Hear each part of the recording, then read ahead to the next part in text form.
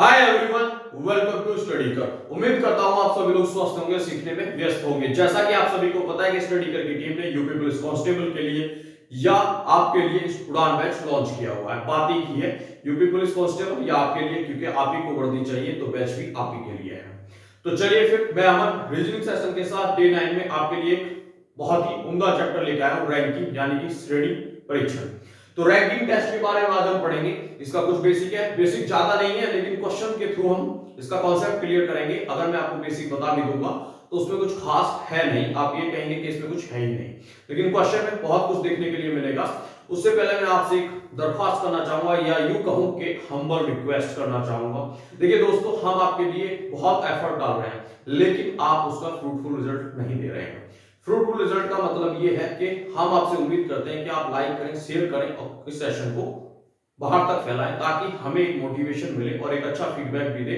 बुरा फीडबैक भी दे सकते हैं, जो चीजें आपको पसंद नहीं आए आप बोल सकते हैं, लेकिन आपका कुछ भी रेस्पॉन्स नहीं आ रहा, ना ही पॉजिटिव और ना ही नेगेटिव। तो मैं ये मानता हूं कि आपको ये सेशन पसंद तो आ रहा है, लेकिन आप रेस्पॉन्स करना नहीं चाह रहे हैं। तो इस वीडियो के एंड में मैं फिर से आपसे कहता हूं इसी तरीके से, तो इस चीज का ध्यान रखते हुए इस बार इसको लाइक करें, शेयर करें और फैलाएं। तो चलिए फिर इस चैप्टर को स्टार्ट करते हैं, इसका बेसिक समझते हैं। रैंकिंग टेस्ट यानी कि श्रेणी परीक्षण है क्या? नॉर्मली आपने सुना होगा कि किसी एग्जाम का रिजल्ट आता है, या यूं कहें कि आपका नॉर्मली टेस्ट होता है कहीं पे भी, जब आप इस एकेडमिक्स में रहे होंगे या किसी जनरल कंपटीशन का एग्जाम होता है, तो उसमें आपकी रैंक आती है, ऊपर से कितनी है और नीचे से कितनी है रैंक। यानी कि ऊपर से 10वां स्थान है और नीचे से क्या है आपका 200वां स्थान है। तो आप ये कैसे पता करेंगे कि उस रिजल्ट में टोटल कितने एस्पिरेंट हैं जो क्वालिफाइड हुए हैं? तो इसका एक अपना तरीका है। ये तो हुआ ऊपर से या नीचे से, इस तरीके से आप रैंक बता सकते हैं। ऊपर से मतलब है कि मान लीजिए टोटल आपके 30 एस्पिरेंट्स हैं, तो उनमें रोहित का स्थान ऊपर से 10वां है और नीचे से क्या है आपका 20वां मान सकते हैं। ठीक है, इस तरीके से। तो टोटल कितने हैं इस तरीके से। फिर आपको टोटल ये नहीं दिया होगा, अगर टोटल दिया होगा तो नीचे से नहीं दिया होगा, ऊपर से पूछ लेगा। तो एक तो हुआ क्वेश्चन इस तरीके से। एक कभी कभी इस तरीके से दे देता है कि एक पंक्ति में 40 विद्यार्थी हैं और जिसमें रोहन का स्थान स्टार्टिंग से इतना है और बाद से इतना है, या फिर टोटल नहीं देगा, स्टार्टिंग से दे देगा और अंत से दे देगा, तो आपसे पूछ लेगा। एक तीसरा कॉन्सेप्ट भी बनता है कि मान लीजिए स्टार्टिंग से आप उसका स्थान 10वां है और इधर से कितना है आपका, उसका इधर से है 11वां, और उनके बीच कुछ विद्यार्थी, अगर ये अपनी स्थितियों को बदल लें तो शुरू से कितना होगा, एक ये क्वेश्चन बनता है। यानी कि सिंपल शब्दों में अगर कहें कि किसी व्यक्ति या फिर किसी वस्तु के बारे में अगर हम बात करें, उसका जो है शेप के साइज के हिसाब से या फिर उसके कलर के हिसाब से, यदि व्यक्ति की बात कर रहे हैं, या फिर उसके लेंथ के हिसाब से, या फिर व्यक्ति की हाइट के हिसाब से, हम अगर चीजों को कैटेगराइज करें तो उन्हें किस किस स्थान पे कैसे कैसे रखते हैं। इसी सिंपल प्रोसेस को हम रैंकिंग टेस्ट कह सकते हैं या श्रेणी परीक्षण कह सकते हैं। जैसे कि अगर मैं आपसे कहूं कि 5 व्यक्ति हैं ए बी सी डी, अब देखिए डी जो है आपका सी से बड़ा है, ठीक है, तो सी से बड़ा है तो मैं इस तरीके से लिखूंगा, और डी जो है वो बी से छोटा है तो बी बड़ा होगा इस तरीके से, और बी जो है ए से छोटा है इस तरीके से। तो ये आपका एक क्रम बन गया, ठीक है। तो इस श्रेणी में जो है पहले कौन आ रहा है, ए आ रहा है, और लास्ट कौन सा आ रहा है, सी आ रहा है। तो आपसे ये पूछेगा कि अंत में कौन सा व्यक्ति आ रहा है, ठीक है, तो सी आ रहा है, और स्टार्टिंग में कौन सा आ रहा है, ए आ रहा है। तो ये भी एक कॉन्सेप्ट हुआ, ठीक है। अब यही इनका बेसिक है, ऊपर से या कैसे एक फॉर्मूला है, मैं आपको बताना चाहूंगा। देखिए अगर आपसे पूछ ले कि ऊपर से कौन है और नीचे से कौन है और इनके स्थान बता दिए, तो यानी कि total T is equal to आपका ऊपर से और नीचे से डाउन लिख लेंगे, यू अपर और डाउन इस तरीके का -1, ठीक है। -1 क्यों किया, देखिए अगर मैं कहूं ऊपर से उसका स्थान 10 है, यानी कि उसको रोहन मान लेते हैं, रोहन, और नीचे से क्या है 20वां स्थान है, तो ये आपका ऊपर से और नीचे से 2 बार काउंट हो गया, तो हम एक बार माइनस कर देंगे, क्योंकि एक व्यक्ति का स्थान आप एक ही बार तो काउंट करेंगे, 2 बार नहीं करेंगे, इसलिए इस फॉर्मूले में माइनस हो जाता है ऊपर से अपर से। अगर लेफ्ट राइट की बात करें, मैं कहता हूं कि एक व्यक्ति है, कोई भी मोहित है, उसका स्थान आपका बाएं से क्या है 10वां है, और उसका दाएं से क्या है आपका 31 है, तो टोटल आपको बताना है, तो 31 + 10 -1 कर देंगे, तो ये आपका आ जाएगा 41 और -1 40, ठीक है। तो ये कॉन्सेप्ट हो गया। तो ये आपके लगभग 3-4 कॉन्सेप्ट हैं, मैं ऐसे आपको इस तरीके से बेसिक बता सकता हूं, लेकिन जब क्वेश्चंस सॉल्व कराऊंगा तो काफी हद तक आपके कॉन्सेप्ट क्लियर हो जाएंगे और आप भी कहेंगे कि क्वेश्चन में ही असली मजा है। तो फिर चलते हैं क्वेश्चन नंबर 1 की तरफ। तो चलिए दोस्तों क्वेश्चन नंबर 1 देखते हैं। क्वेश्चन नंबर 1 क्या कह रहा है? क्वेश्चन नंबर 1 कह रहा है कि ए बी से लंबा है, तो देखिए इस तरीके से हम फिगर बनाएंगे ये आपका, ठीक है। ए बी से लंबा है, बी जो है आपका सी से लंबा है, ठीक है, लेकिन डी से छोटा है। क्या, बी जो है सी से लंबा है लेकिन डी से छोटा है, तो आपका डी यहां कहीं आएगा। लेकिन इसमें कंफ्यूजन है आपका, देखिए डी जो है आपका बी से तो थोड़ा बड़ा है, ठीक है, लेकिन ए के बारे में तो कुछ दिया ही नहीं है, ए और डी के बारे में। तो क्या ये फिगर आपकी इस तरीके से भी बन सकती है, इस तरीके से? तब भी देखिए डी आपका जो है बी से बड़ा है और यहां पे भी बड़ा है, तो ये आपके लिए कंफ्यूजन होगा। तो इस तरीके के क्वेश्चन में एक ऑप्शन आपको और गिवन मिलता है कि ज्ञात नहीं किया जा सकता, ठीक है। तो यहां हम लिख सकते हैं ज्ञात नहीं किया जा सकता या फिर नन ऑफ दीज, ये आपको क्वेश्चन में मिलेगा, ठीक है। ज्ञात नहीं किया जा सकता क्योंकि क्वेश्चन में साफ साफ कहा है कि जो डी है वो आपका बी से बड़ा है, लेकिन वो दो फिगर बन सकती है क्योंकि वो ए से भी बड़ा हो सकता है। इस तरीके से यहां भी लिखा जा सकता है, देखिए अब भी जो है डी बी से बड़ा है और अभी भी डी जो है बी से बड़ा है। तो इसका ऑप्शन जो होगा आपको एक और मिलेगा, नन ऑफ दीज, या ज्ञात नहीं किया जा सकता। क्वेश्चन नंबर 1 का आंसर आपको ये मिलेगा, ठीक है। यदि ए और डी का रिलेशन बता देता कि डी ए से बड़ा है या डी ए से छोटा है, तब आपकी इन दोनों में से कोई ना कोई एक सीरीज हो जाती, तब आपको क्लियर कट आंसर मिल जाता। तो फिर चलिए क्वेश्चन नंबर 2 की तरफ चलते हैं। क्वेश्चन नंबर 2 क्या कह रहा है? A B C D E 5 नदियां हैं। अब इनमें कोई छोटी होगी कोई बड़ी होगी, तो कैसे फिगर बनाएंगे? तो देखिए क्वेश्चन में कह रहा है कि ए बी से छोटी है, तो देखिए बी बड़ी होगी इस तरीके से, ए छोटी है, लेकिन ई से लंबी है, ई क्या होगी इस तरीके से। ए जो है बी से तो छोटी है लेकिन ई से बड़ी है। सी सबसे लंबी है तो सी हम यहां रखेंगे, ठीक है। और डी जो है बी से थोड़ी छोटी है, डी जो है आपकी बी से थोड़ी छोटी है तो यहां आ जाएगी, और ए से थोड़ी लंबी है, तो फिगर बन जाएगी सी बी डी ए और ई।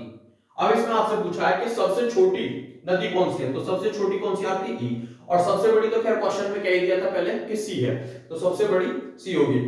यहां पे आपसे एक और लाइन जोड़ के पूछ सकता है कि सबसे बड़ी से छोटी नदी कौन सी है, तो आपका बी होगी, ठीक है। और सबसे छोटी से बड़ी जस्ट कौन सी होगी, तो ए होगी। और सबसे लंबाई के अनुसार सबसे बीच में कौन सी होगी, आपकी डी होगी।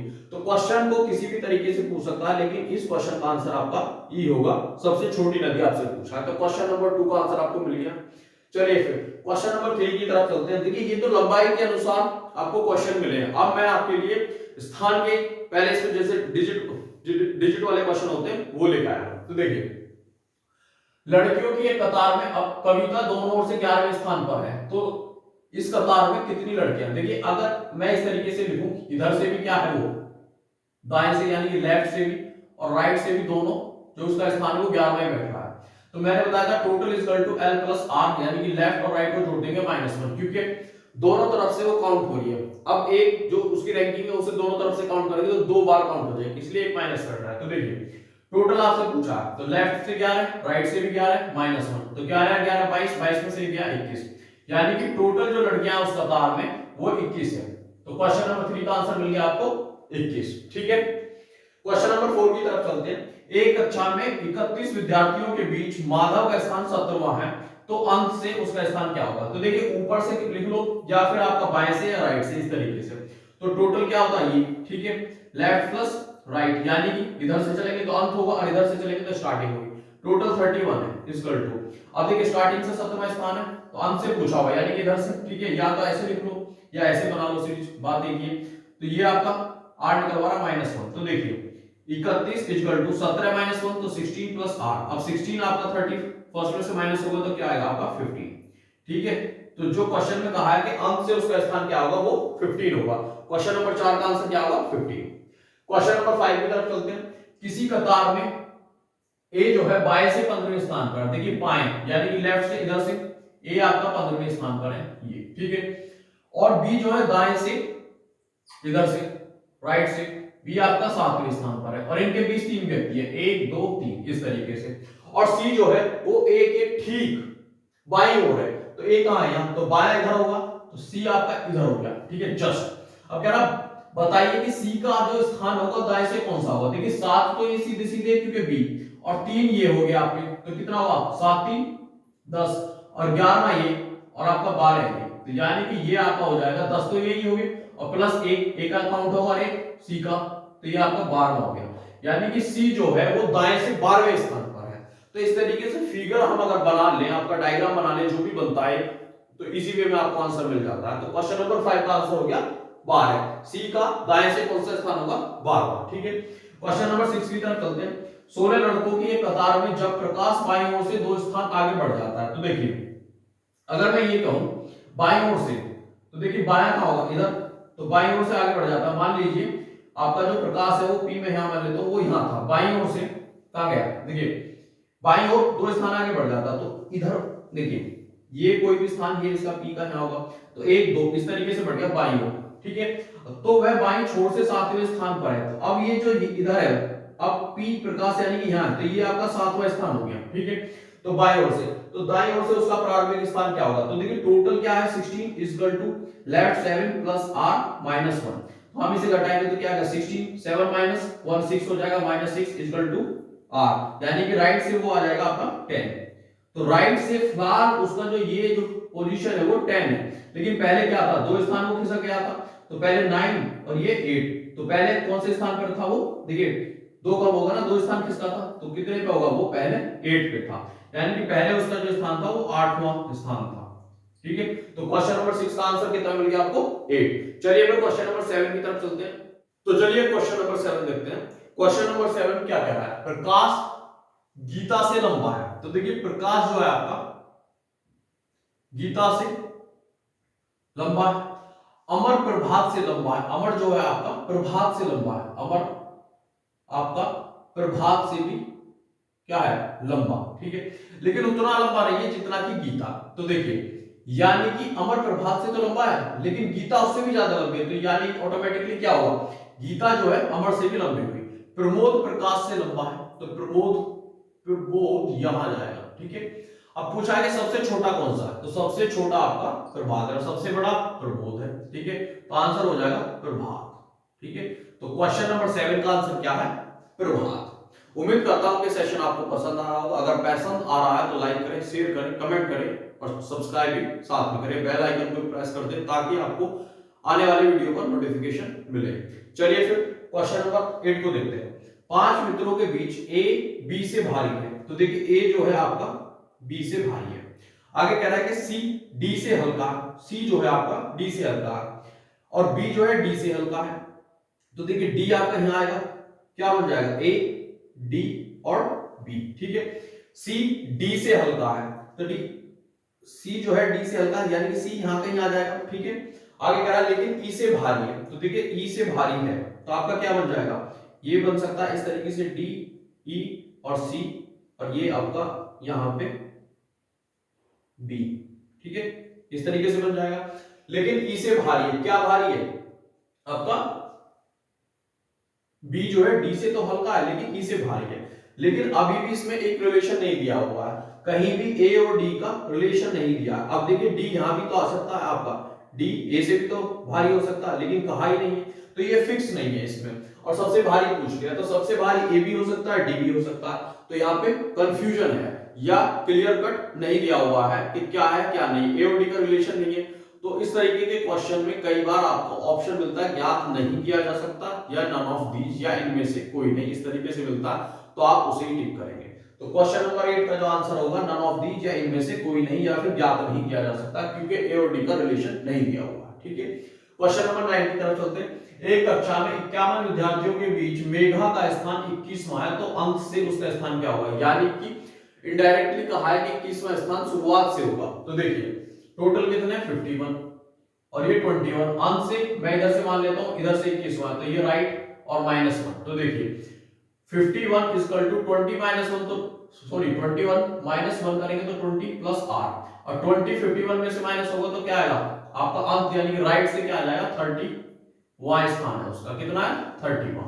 तो क्वेश्चन नंबर 9 का आंसर आपको मिल गया 30। ठीक है, चलिए क्वेश्चन नंबर 10 की तरफ चलते हैं। 43 बच्चों की कक्षा में विजय का क्रम ऊपर से 14वां है। तो देखिए अब की बार ऊपर से तो नीचे से पूछा होगा कि नीचे से क्या होगा? तो 43 कितने है टोटल? ऊपर से कितना? 14।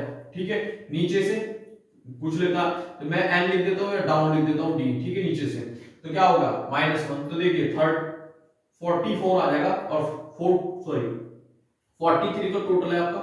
43 इक्वल टू 14 -1, ये आएगा 13, जिसे मैं पहले बोल रहा था, प्लस डी होगा। तो देखिए 43 में से 13 माइनस होगा तो क्या आएगा आपका 30, यानी कि 30वां स्थान आएगा।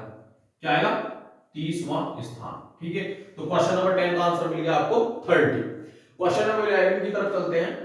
क्वेश्चन नंबर 11 भी वही से, देखिए क्वेश्चन में इस तरीके के क्वेश्चन में डिजिट चेंज कर देता है, क्रमांक बोल देता है, कभी ऊपर नीचे बोल देता है, शुरू से बोल देता है, लास्ट से बोल देता है, लेफ्ट राइट इस तरीके से बोल देता है, लंबा मोटा भारी इस तरीके से वजन के हिसाब से क्वेश्चन दे देता है कि कोई भारी है या फिर हल्का है या मोटापा, इस तरीके से ज्यादा क्वेश्चन फ्रेम किए जाते हैं। तो आपको कंफ्यूजन नहीं होना है, लॉजिक कॉन्सेप्ट वही है। ठीक है, तो देखिए 11 की बात करते हैं। किसी कक्षा में अजय का क्रमांक ऊपर से 15वां, ऊपर से क्या है 15वां, नीचे से क्या है आपका 21, तो बताओ कुल कितने। तो देखिए 15 प्लस 21 माइनस 1, क्योंकि ये 15वां 21वां तो दो बार काउंट हो गया, माइनस 1 करेंगे तो ये हो जाएगा आपका, क्या हो जाएगा देखिए ये हो जाएगा 36 हो जाएगा माइनस 1, यानी कि 35वां स्थान है। कौन सा 35वां स्थान है उसका, सॉरी 35वां नहीं, टोटल 7 पूछा तो 35। ठीक है, देखिए 15 क्या है आपका, ऊपर से नीचे क्या 21, तो ये हो गया आपका स्थान ऊपर और नीचे से माइनस 1 करेंगे तो टोटल छात्र आ जाएंगे आपके 35। तो कुल कितने छात्र पूछा है 35। ठीक है, क्वेश्चन नंबर 12 की तरफ चलते हैं। अब देखिए वृक्षों को लेके दे दिया क्वेश्चन, तो कंफ्यूजन नहीं होना है, सेम कॉन्सेप्ट है। वृक्षों की एक पंक्ति में एक वृक्ष दोनों सिरों से, यानी कि इधर से लेना या ऊपर से ऐसे ले लो, इधर से भी क्या है 5वां और इधर से भी आपका 5वां, तो कुल कितने वृक्ष पूछा। तो देखिए 5 प्लस 5 हो जाएगा और माइनस 1, क्योंकि दो बार काउंट हो रहा है इसलिए माइनस 1, तो 5 प्लस 10 और माइनस 1 तो आपका आ जाएगा 9वां, सॉरी ये आ जाएगा। टोटल कितने वृक्ष होंगे आपके 9 होंगे। ठीक है, तो इसमें कुल कितने वृक्ष थे 9। तो ये था क्वेश्चन नंबर 12 जिसका आंसर आएगा 9। वीडियो पसंद आया तो लाइक करें, शेयर करें, कमेंट करें और चैनल को सब्सक्राइब करें। Thank you for watching.